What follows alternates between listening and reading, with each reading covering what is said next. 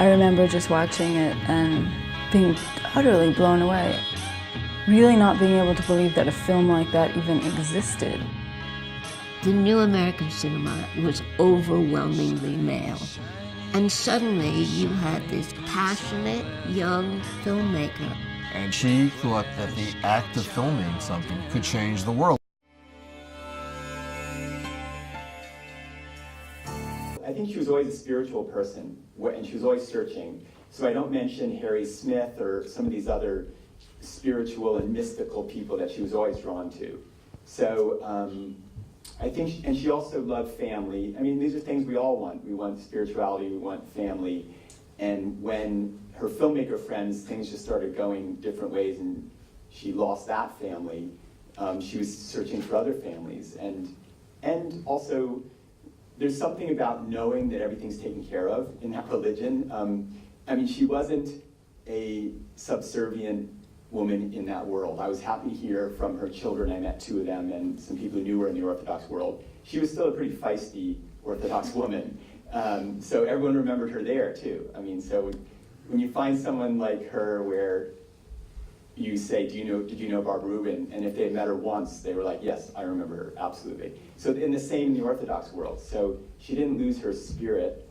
And you know, you can find, Jonas and I just put out this film, Culture 80, The Legend of Barbara Rubin. I only have, this is my last copy, but you can get them through Spectre Books in Germany. But in here, there's a lot more about sort of, you get a sense of the letters, the full letters, and where her head was at.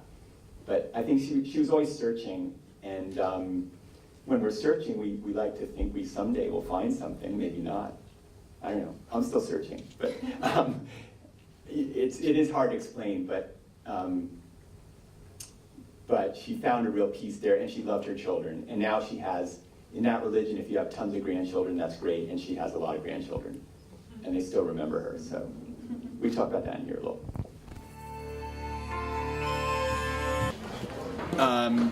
Well, it was more Barbara than the 60s. I've always loved the 60s, but Barbara Rubin's story, in particular, finding someone who everyone had forgotten, but who was very influential.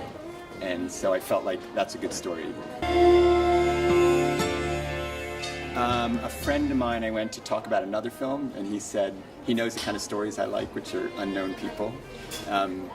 And he said, do you know Barbara Rubin? I said, no, and he told me, and I was like, you're right, that's a great story, so. No, I like to hope that they're still out there. Every day there's spirituality in something. You know, the exhibit that Jonas, that's over at the Alma does, there's an art museum over here. You know, his sayings on the walls are very spiritual, and I think art and spirituality are very connected. So if you discover something you really like that you're drawn to, then you know, that's where you find your inspiration, and you feel like it's yours. So, you know, everybody in the world can hear a Velvet Underground song, and a lot of people do, and go, wow, that's wonderful. But when you first hear it, that's for you alone, and that's amazing. So just start filming, and don't wait around for, like, I need money, or I don't have any ideas. I mean, everybody has ideas, so just take one idea and do it, and just keep doing it. And then at a certain point you have to say, it's done, and you have to edit it and put it together.